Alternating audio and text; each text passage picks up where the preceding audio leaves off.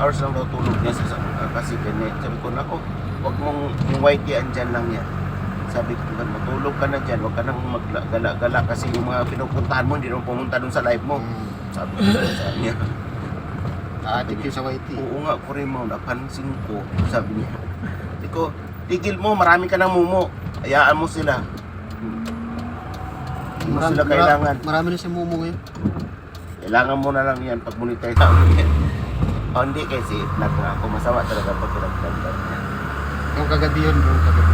Kaso nang pumasok si Noli. Ano po kumitan Oo, kasaluran kami ni Noli. Patrona yun. Sabi niya, ano bang totoong pangalan? Sabi ko si James. Sabi ni Skiro, ang ganda ng pangalan mo. Sabi ko, ganun talaga ba sa mga artistahin? Di ba?